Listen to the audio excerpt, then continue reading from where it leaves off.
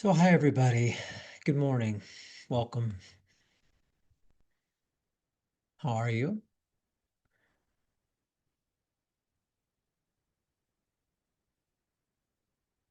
I'm really honored as always to be able to spend some time with everyone today, and I really appreciate you being here, sharing some of your world, sharing some of your heart with me, especially in these times of so much uncertainty, shakiness, not knowing, certain sort of groundlessness, really, that I know many of us are experiencing. And so I think as we're waiting for everyone to make their way onto the call, please feel free to drop into the chat and say hello. Let us know where you're connecting from if you'd like, and a few words about how you're doing, and we can receive you. And of course, you can do this silently as well. Present yourself to the field, which is really a field of the heart. And so we'll just give everyone a few moments to check in. Welcome. Mm, hello. Hmm.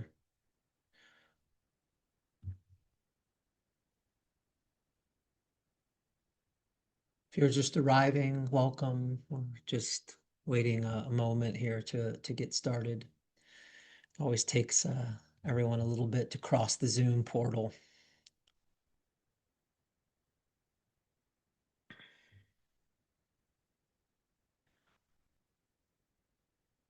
Hmm. Mm. Depleted. Welcome. Okay, so again, welcome. I thought we might start with a short meditation, if that's okay. Just as a way to really slow down with one another and to rest our nervous systems a bit, as we connect with ourselves, with our bodies, especially, with one another and with that larger presence that may be containing and holding us this morning, and always. So you can just allow your eyes to close if that feels okay, safe enough for you. Just sitting in a way that where you're comfortable and as relaxed as possible. Just but at the same time as that, to be as awake and aware as you can as well. If you're able to have your feet flat on the floor, that can be supportive, maybe with your hands resting in your lap.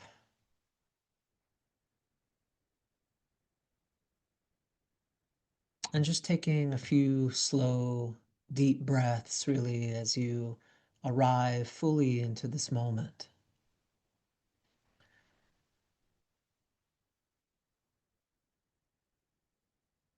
Just inviting your awareness to begin to come down out of the mind, out of all of the thinking, and just to begin to fill your body cell by cell.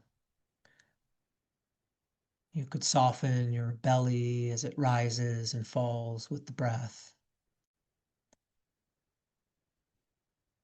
Just a few moments together here in resonance, just with our mirror neurons open and receptive.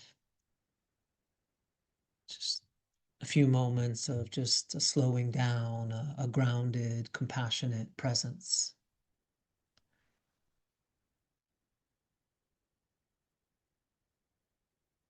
And you could just bring your attention down to the soles of your feet as they make contact with the floor.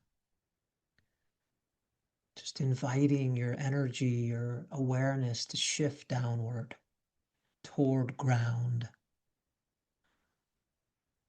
Just to really inhabit your body for a few moments as it's held in the rootedness of the earth.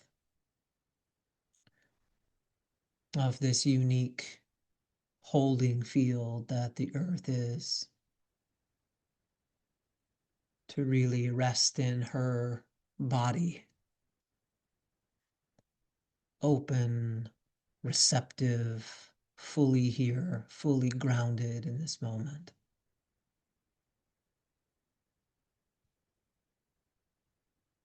And you might imagine each of your feet being filled and being infused with a soft golden light. It's the light of awareness, of consciousness itself. Open, luminous, warm. And just with your inner body, your cells and muscles and tissues and pathways, all really coming alive from the inside. Open body.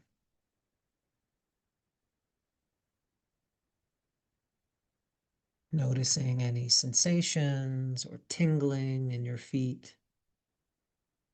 And also in those places where your feet make contact with the floor. It's like you're resting your awareness here in this sensual, tactile relationship with earth, with ground. And it's just a coming home, a homecoming.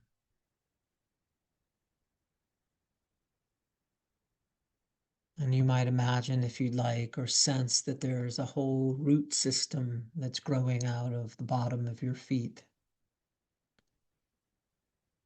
descending down into the earth, into the mud, into the soil for a few feet or a few meters.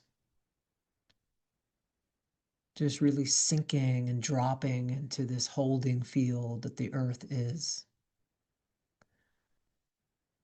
anchored in a sense of belonging. And just a knowingness that you belong here exactly as you are, that in some way that you're home. Home in this body, home on this star, with this heart and with this nervous system. Just interrupting that trance for just a moment of that primordial or an archaic sort of homelessness that so many of us can feel these days from time to time.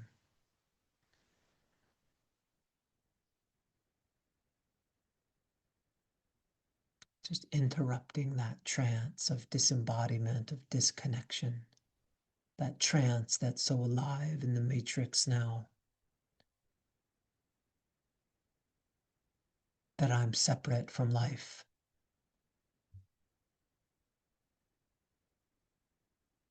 And we'll just rest here for a few moments, rooted in this holding, grounded and anchored into this moment, in the body, and also held by this larger body of Gaia, of the totality, of the divine, of the sacred, however you conceive of that. That holding and containing presence.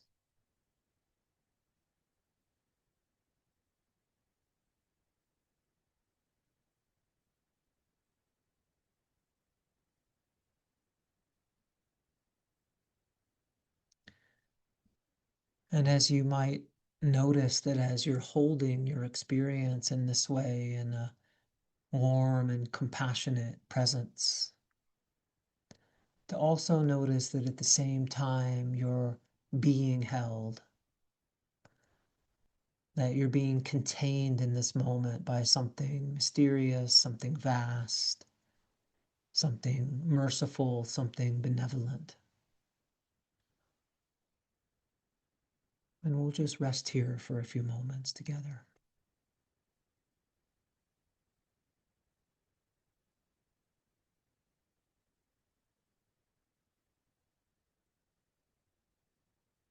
And as you're ready, you could just allow your eyes to open. Thank you. Thank you again for being here. I want to just start by saying that I know it's been a really difficult and challenging time for many of us lately. And it's really an act of kindness, to ourselves and to others to just step back for a moment and acknowledge just how much we've been through over this last year or two, in this last period of time, however we might define that for ourselves.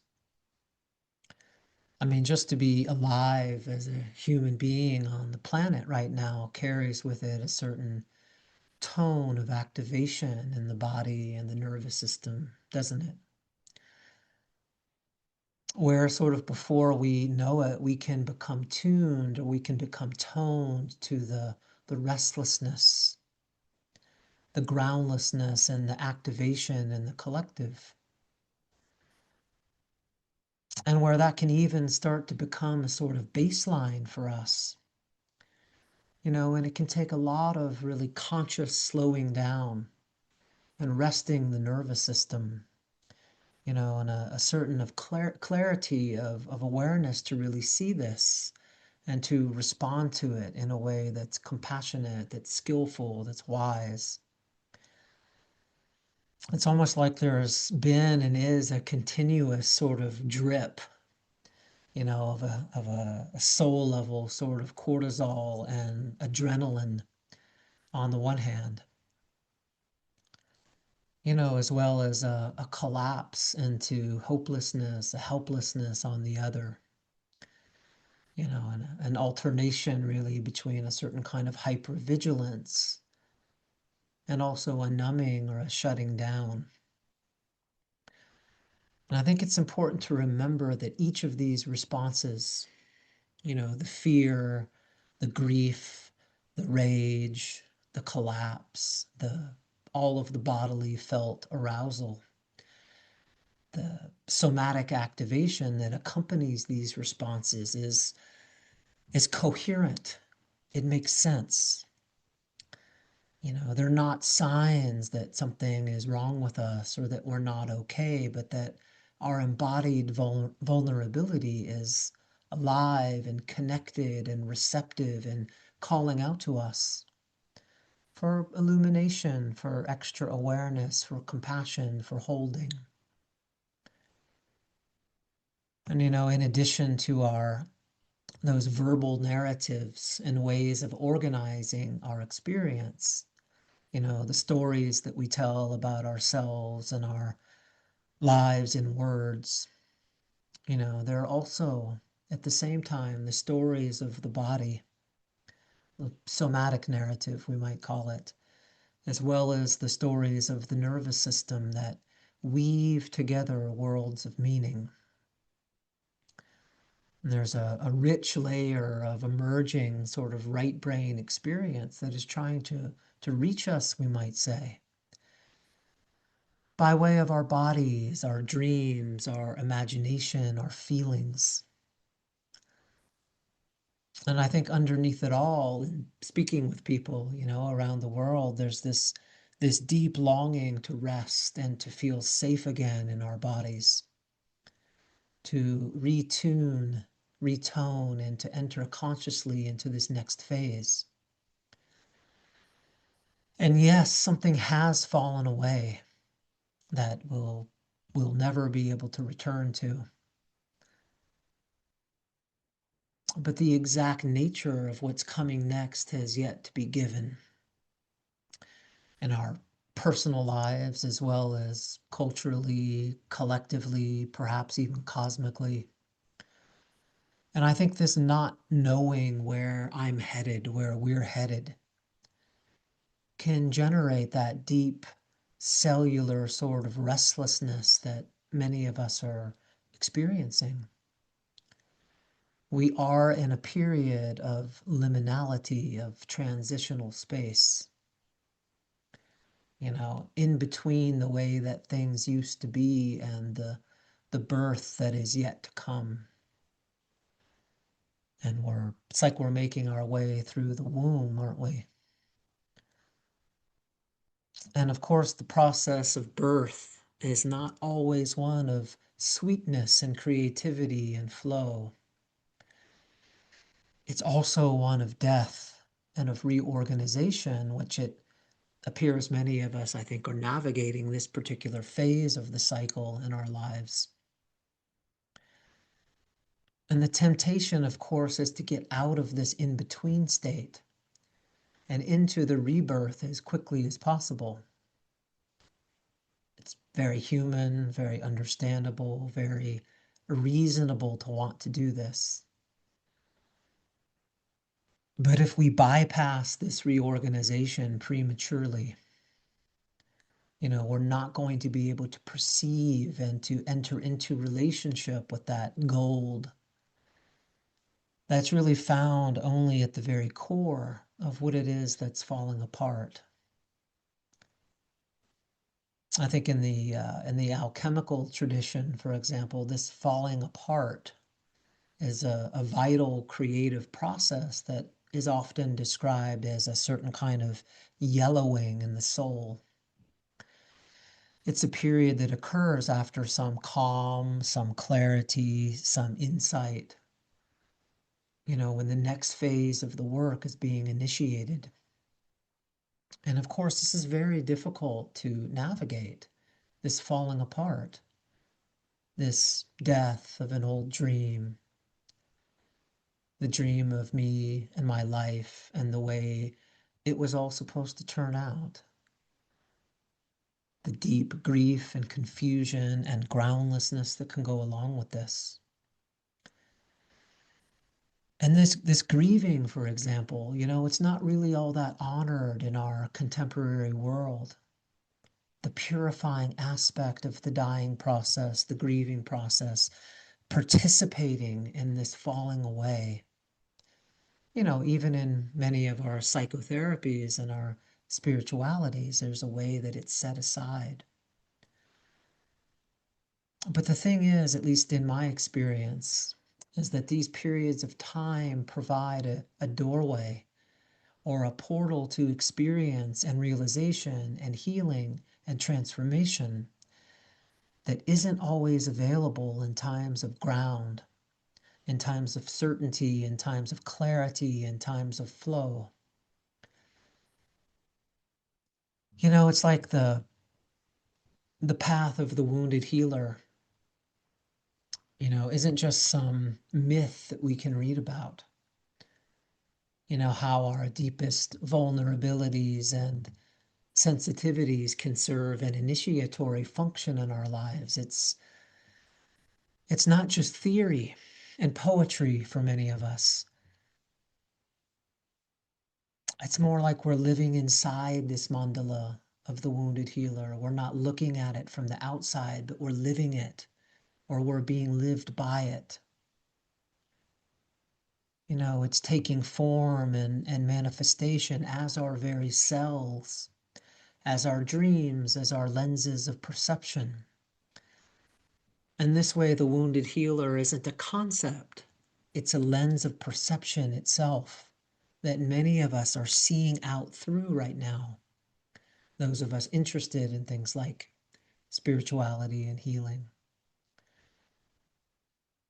And on this path, whether for us, we conceive of that in the language of personal or interpersonal healing, tending to those wounds around love that we all come into adulthood with, arising out of early trauma, attachment, narcissistic, borderline types of wounding. Or for us, it might be more alive or relevant to speak in the language of awakening, or being in relationship with something larger than ourselves, with the goddess, with the self, with the beloved, non-dual unity consciousness, however we've come to conceive of that totality. But each of us is being asked in our own way, whether we're more oriented right now toward healing or toward awakening or to both or some union of the two, to walk the alchemical path, which of course will be unique for each of us. We'll never quite fit into another's way. It's never going to happen. This isn't some second-hand path. We can't watch from the sidelines anymore. It's the path of primary first-person experience, the path of direct revelation that is making itself available. And I think in this way, we might say that the primary role of the alchemist in times like this, in these times of profound sort of uncertainty,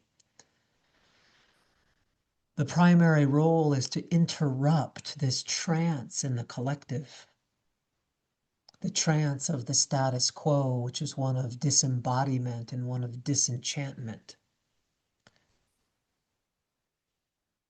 and to rediscover the spirit in matter, the wisdom in our feelings, the wild, raging intelligence that's happening right now in and as our bodies, the sacredness of the emotional world, and how to live together, how to be together, to allow our perception to be cleansed, our hearts to be polished, and our subtle inner bodies to be washed and reorganized.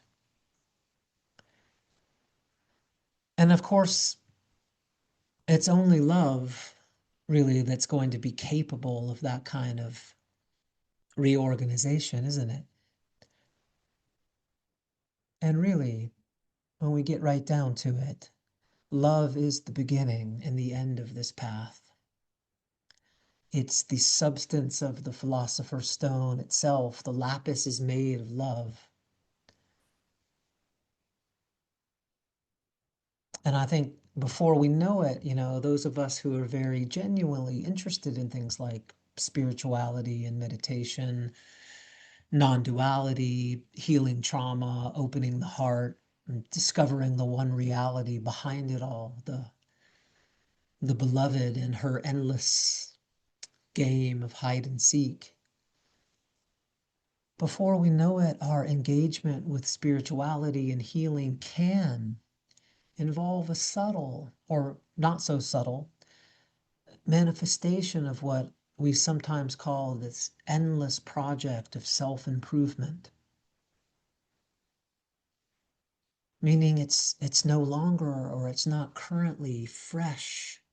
It's not alive. It's not oriented in the here and now any longer. Maybe it used to be. But it's a leftover remnant from our families of origin. Shards and threads of implicit somatic memories of an earlier time when I had to become someone different, someone better, someone more lovable, in order to fit in, to receive even a modicum of love and affection, to be seen, to be held, to be given permission to be what I am, to survive, to make it through. And I think in response to not being seen and held in this way, and what we might call a field of empathic resonance or mirroring, and not being provided for whatever a reason, an adequate holding environment, where our little brains and hearts and nervous systems could come into being.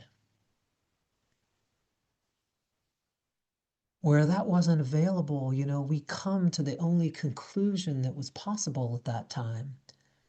The only conclusion that made any sense to our little unfolding psyches,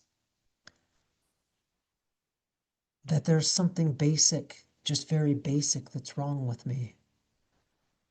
I'm not okay as I am, and if I can somehow just get to the bottom of that, if I can figure that out, and if I can change, if I can become better, more lovable, if I can stop stirring the pot so much, stop being so sensitive, stop being too much, if I can truly improve who and what I am, then maybe, just maybe, I'll finally be able to receive that love and that empathy and that mirroring and that holding that I'm so deeply longing for, I'll be able to truly and finally be seen and to be welcomed here. Do any of you resonate with that? That lens that so many of us have come into adulthood with and have brought into our spirituality and healing lives. And it sounds like, of course, I'm speaking about the past, doesn't it? Families of origin, early biographical history, unrepaired attachment wounding, implicit memory. And of course, these tangles and these threads deep in the body, deep in the somatic unconscious, they have their origins in the past, we could say, in our early families of origin, in our biographical history, in the ways that our biology becomes our biography, and our biography becomes our biology. That breaking and attachment linkage and that neural circuitry, the failures in empathic mirroring, all of it, yes, we might say that it has its origins in the past. But the reality is, from the perspective of this holy nervous system, from the reality of the deep psyche, of the sacred body, there is no past. There is only now. In the alive body, trauma is now. Unrepaired attachment linkages are now. They're appearing now. The little one, the broken, unseen, unheld, scared, lost little one who is longing only to be known, to be held, to be seen, to be allowed. This one is here now. They're really here. And they will inevitably erupt into our conscious awareness from time to time, as we all know, as emotional activation, as waterfalls of ruminative thinking, as a unexplainable aching in our bodies, as emptiness in our hearts, as emerging, erupting shame, rage, panic, fear, as hidden, shadowy figures in our dreams. All of this, appearing not to harm us, not to take us down, but to offer a lifeline back home. And as a child, and I would also say as a mature adult, as an open, sensitive human being with the kind of nervous system that we've been given here, the one that comes with this particular place, this particular planet, this particular star anyway. We're crafted, we're created, we're designed to spend a certain amount of time in what D.W. Winnicott, one of my favorite therapists, called unstructured states of consciousness. Experience such as a basic sense of awe and wonder, play, deep rest, sort of a causeless, objectless joy and creativity. Winnicott spoke about how the restoration of our capacity to play is the ultimate goal, perhaps, of therapy. Where therapist and client can come to play together in reality, can play in psychic fields. I think the truth, though, is that so many of us aren't able to access or to enjoy these states. They're too risky in some way. They're too scary. They're too groundless as to really be in that much openness these days, that much nakedness, that much groundlessness, to really be in that basic direct relationship with reality like that. unguarded, naked, unprotected. It's just too much. And that's really understandable, I think, given the traumatic and narcissistic organization that so many of us have emerged into adulthood with and from. To really be in those experiences, awe, wonder, causeless joy, play, deep rest. I think we know at a really primordial level what that's going to require. And that's that we come face to face, finally, with the entirety of our unlived lives, and with everything that up until now has remained in the shadow and therefore unresolved within us. To really face all of this consciously in an embodied way with a certain sort of warmth and compassion. You know, Carl Jung referred to this, right, as the inevitable confrontation with the unconscious. And I think of another phrase that Winnicott gave us. He spoke about the feeling that many of us have of being endlessly dropped, which of course is so poetic and rich, this deep, archaic, primordial sense and feeling that many of us have, maybe that we've been primordially dropped by mother, by father, by the divine, by life itself. We've been forgotten, we've been forsaken, we've been dropped. And so, yes, we hear the teachings, we hear the instructions, just be in the present moment. See through the subject-object split that is a perceptual illusion. Allow that to fall away. Just rest in non-dual unity consciousness. Just let it all go. And of course, we have some intuitive sense, as human beings connected with the infinite, some sense of what these teachings mean and what these experiences are all about. But in living reality, on the ground here, on the earth here, with a sensitive nervous system and a body that remembers everything, it's all a lot more subtle than internet memes and inspiring spiritual aphorisms. The human person is more subtle, is more nuanced, is more complex than that. The heart is endless. You are endless in your depths and in your precious uniqueness. And so I think before we head into the final portion of our gathering today, I wanted to let you know that starting next week, we're going to be coming together to make a journey with one another over 6 weeks, in a healing relational field, in a certain kind of holding environment where we can go more deeply into all of this, the gathering I'm calling the quiet work, learning to stay with ourselves when things get hard.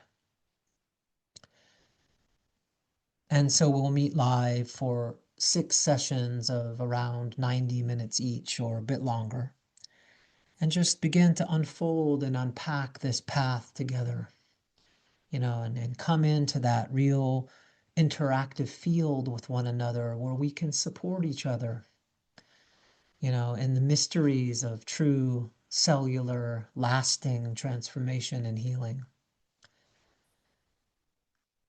And it's not necessary that you are able to make it live to the sessions. Many are not due to other commitments, and you can still fully participate in the field by watching the replays and engaging in the practices with us. So if you'd like to learn more about the gathering, the course, or register Again, we'll be getting started next week on the 8th. We'll drop a link in here that you can take a look at. But the truth is that we've all had experience. We've all been given experience in this life that we've been unable to process consciously. We've not been able to digest that. We've not been able to metabolize that level of wounding. It's all just too much. And if we were to fully allow it all the way in, especially as a young child, we'd be overwhelmed and we'd fall into a very fragmented, unworkable state.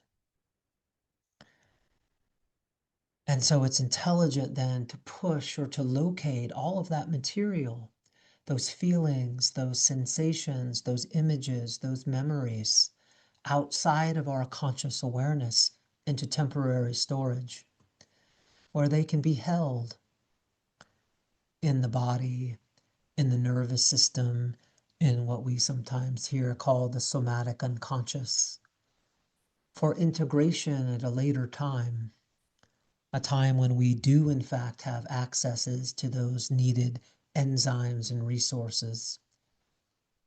And I think what we're seeing is that for many of us now, there is an opening into the availability of those resources in a way that just wasn't possible last year, a few years ago, last decade.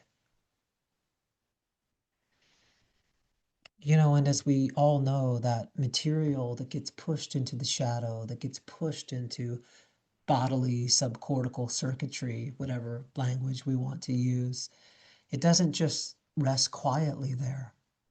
It will inevitably be activated, in times of overwhelm, uncertainty, in times of stress, in times when we're scared or lonely or feeling a lot of shame or feeling really bad about ourselves.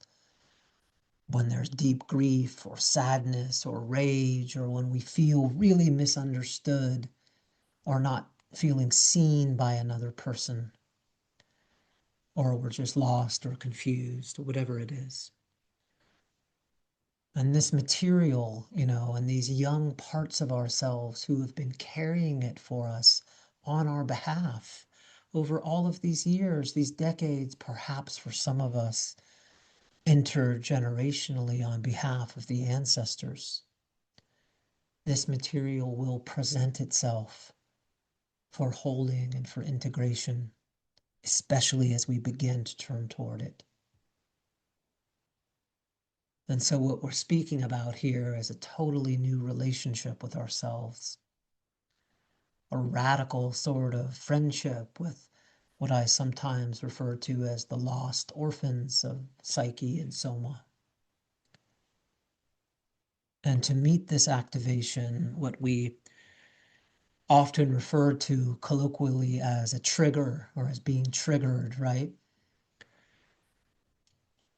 Of course, I have some problems with that word, but we'll save that for another time. I mean, I think we can do better than gun metaphors to speak about the subtleties and the sacredness of the human body, of the feeling body.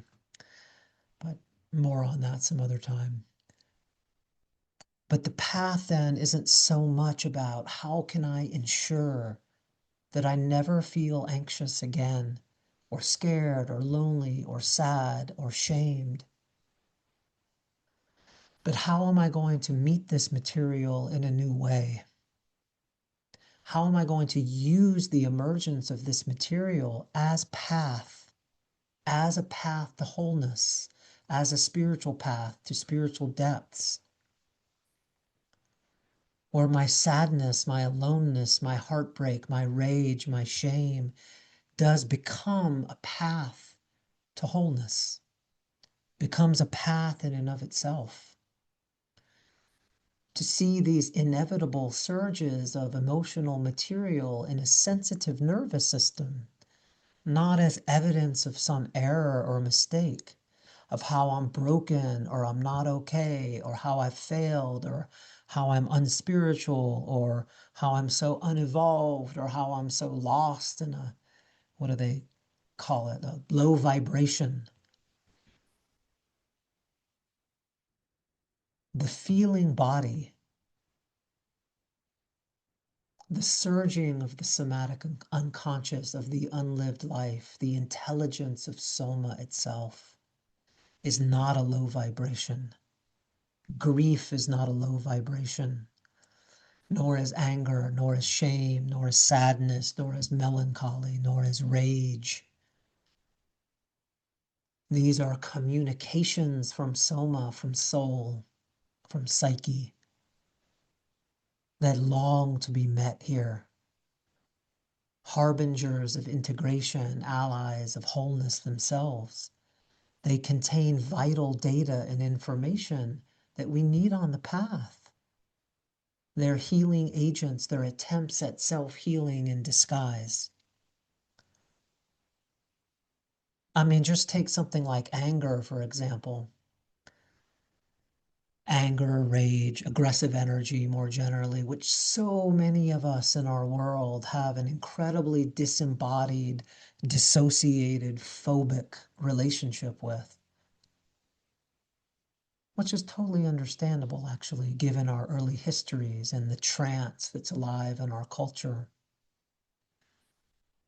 Especially those of us on a spiritual path, right? We want to be kind, compassionate, patient, accepting, forgiving. Of course we do. Those are very noble qualities and they are worthy of cultivation. However, if we abandon the anger and the rage within us and we push it into the shadow, we split off and dissociate from it. We store it in our cell tissue and in our eyes and in our faces and in the way we breathe and the way we communicate, in our posture and the way we dream and imagine. And we move prematurely, say, to patience, to forgiveness, to acceptance, to compassion. There's a real risk in this. I mean, it's tempting, of course. Anger is a messenger. It's a part of us that is wanting and needing to protect us, to protect life, to stand up to life, for life. That has a certain crystal clarity to it when it's able to be experienced directly and fully in the body, in a certain kind of warmth and presence, with a certain quality of awareness that we can learn, we can practice. Anger isn't a problem, isn't the problem. Fear isn't the problem. Shame isn't the problem. It's an unconscious, disembodied, dissociated relationship with these energies that can generate so much unnecessary struggle and suffering in our lives. Disembodied anger, dissociated rage, lost and trapped and sequestered down into the shadow in the underworld, down there with Persephone and all the others. It will find its way back out. It will inevitably begin to leak. And usually in ways, again, that can be destructive, can be hurtful, can be harmful, can be abusive, and can generate a lot of suffering. We don't need to look too far out into our world, do we, to see the effects of dissociated feeling. It will get acted out unconsciously, or it will show up in our bodies and our psyches as all sorts of difficult, unwanted, unexplainable, unideal, painful symptoms, what we call a symptom. I mean, just to take the example of anger a bit further, just to show how this process can unfold, if I'm unable to be in a conscious, embodied, accepting, tactile relationship with my own anger, I won't be able to honor or to assert an important need that I have in my life. I won't be able to make a request of others of life. I won't be able to enact clear boundaries. I won't be able to say no, to really stand up at times and privilege my own autonomy, my own integrity, to be clear with others, to take care of myself. And so many of us, I've come to see over these years, really struggle with this. And so this path that we're unfolding a bit here involves, of course, what we often refer to as self-improvement. Excuse me.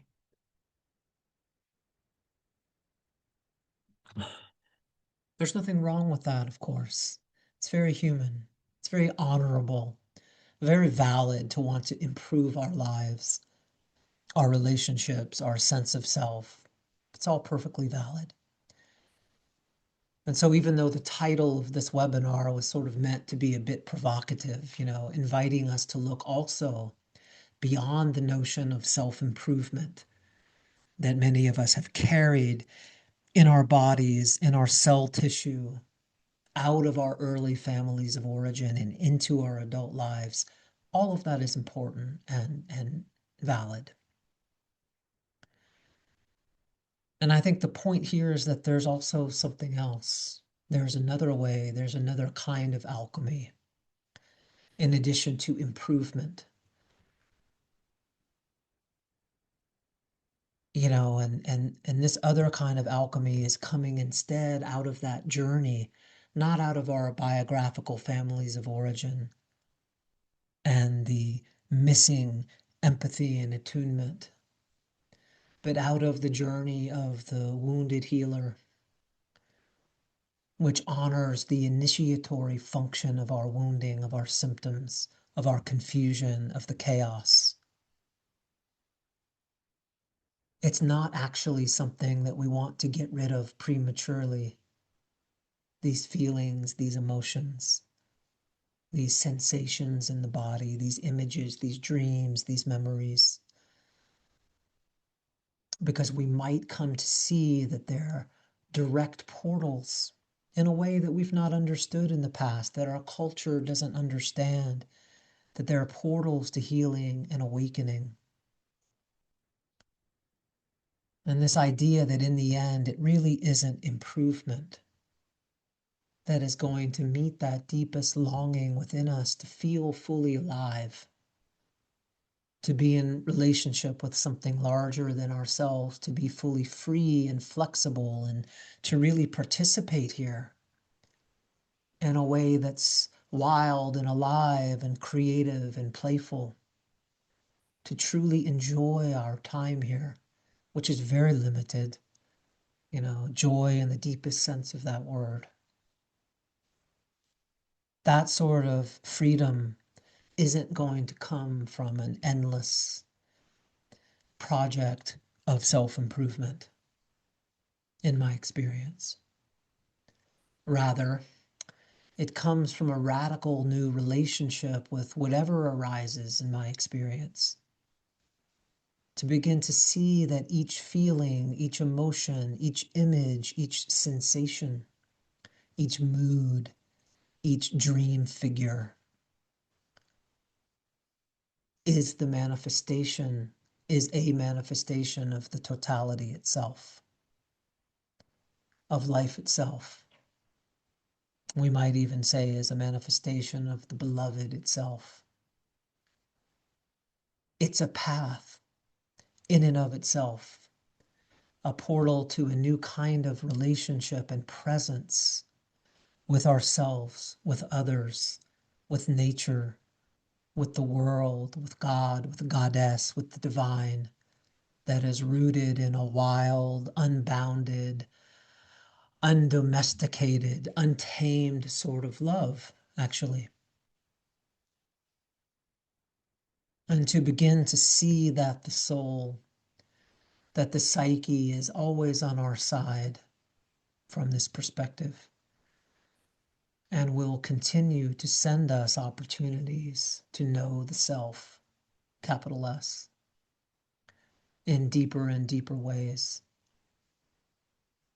The muse and the ally that creates and sends our dreams at night, delivers synchronicities in our lives as well as emotions and feelings and all sorts of activating material. That this ally, that this inner guide will use anything and everything to find us, to reach us, so that it may draw us nearer to itself. And again, it is, in the end, it is a path of love.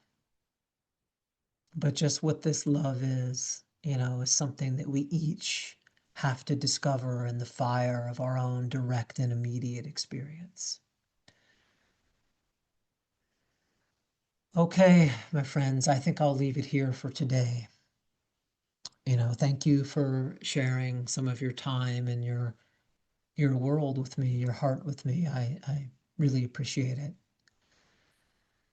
And I'd love to see you inside the quiet work next week, where over the rest of the spring we can really deepen in an exploration of this path, and the warmth also and the holding of a healing relational field, because we need one another to do this work.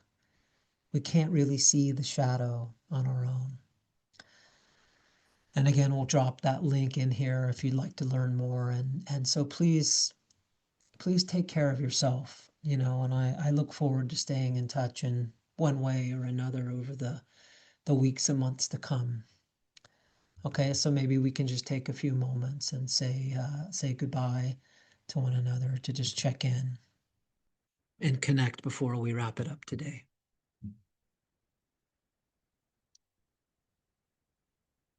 Thank you.